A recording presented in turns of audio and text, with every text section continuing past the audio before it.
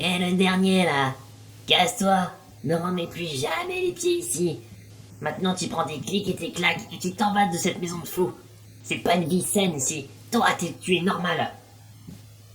On va pas te manquer, tu sais. Je t'ai mis 4 bouteilles, pourquoi tu les bois pas? C'est fini, j'arrête de boire. Tu sais Laura, je suis loin d'être conne. Ah bon, eh ben alors vas-y, parle. Vas-y, vide ton sac.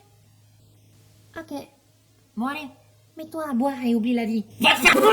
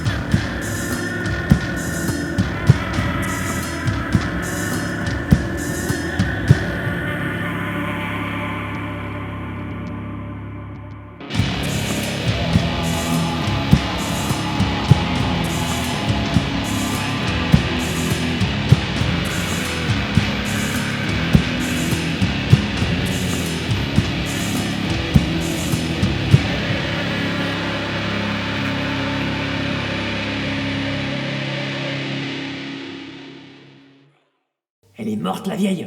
Ouais, elle est morte. Elle était bourrée et m'a éclaté une bouteille dans la tronche. Soi-disant que j'aurais volé une de ces bouteilles. Ces bouteilles de rhum tout claqué.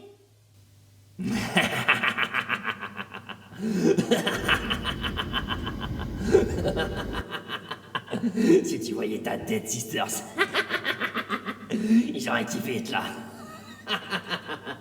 De mauvais poils.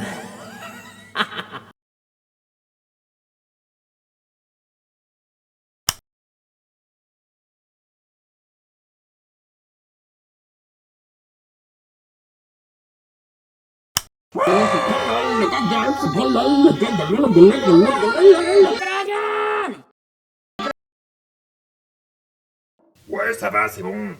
C'est pour acheter quoi encore? Des cigarettes? C'est fini, j'ai arrêté ce trafic. Quoi? Bon, écoute-moi, mon grand. Les ados sont devenus très violents avec la cigarette encore plus que d'habitude. Moi et mes potes, quand on avait 20 ans, on fumait des graines, on buvait des bières aux acides et on fumait de l'herbe. Jamais de cigarettes, et nous, à ton âge, on buvait de l'eau et on allait à l'école. Si les professeurs avaient encore le droit de vous coller des mandats dans la gueule, bah ce serait moins la crise aujourd'hui. Et c'est un dealer qui te le dit. Tu vends plus de cigarettes? Mais je vais craquer son clope. Tu hurles un bon coup sous la douche froide, tu vas taper sur un sac, tu verras qu'au final ce n'est que dans ta tête.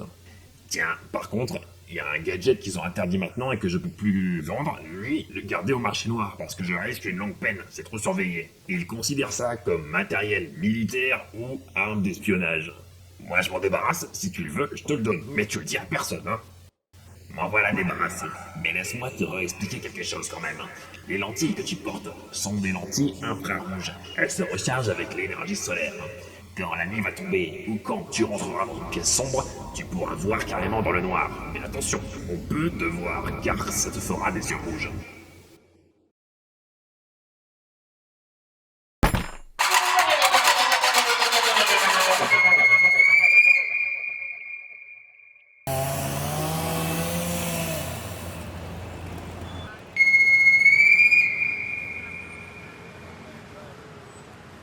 Pourquoi tu dis jamais rien en salle d'attente avec nous?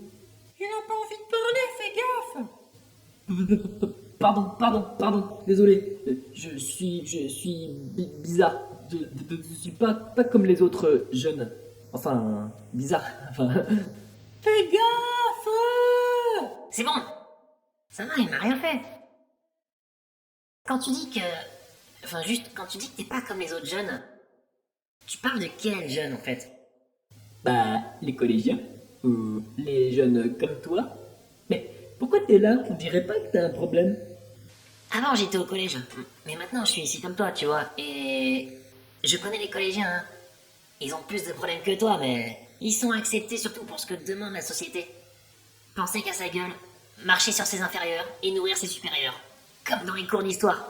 Nous, on voulait de mal à personne, donc on a essayé de nous durcir.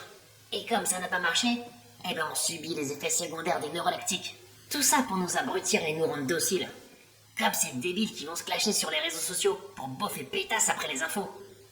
Il y a de plus de gens qui étaient amis auparavant et qui finissent ennemis du jour au lendemain parce que l'un vote à gauche, l'autre vote à droite. T'es pas un gogol. Y a pas de gogol ici. Et moi aussi, j'ai subi les effets secondaires. C'est terrible ce que tu dis.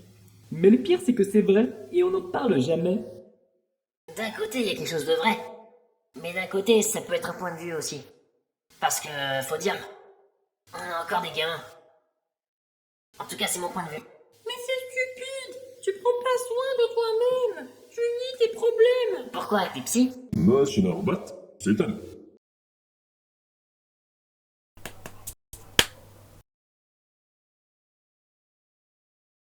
Bon, à nous. Je vous écoute. Ah, attendez, j'ai oublié de me prendre mon café et j'ai un appel urgent, je reviens dans un instant. Bougez pas.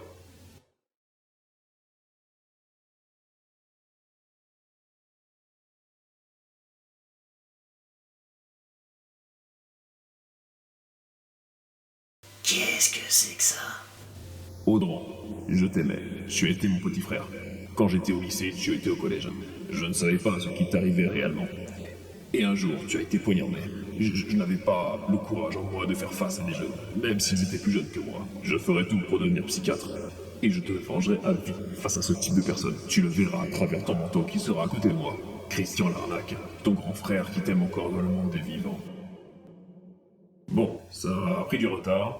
Il reste 15 minutes, il faut qu'on se dépêche. Vite. J'ai le sourire, je suis content et je prends toujours mes cachetons. Et vous? Ça va? Moi, ce n'est pas la question. Vous, si ça va, c'est bien. On n'augmente pas les doses alors. Oh non, y a pas besoin. En plus, en vrai de vrai, je les prends même plus. Je disais ça juste pour me payer votre tête. Pardon. Un peu plus et vous partez de ce bureau et on remettra ça pour le prochain rendez-vous. Et si je viens pas? Eh bon, on appellera votre maman pour le prochain rendez-vous. Donc faites attention, vous allez partir du bureau.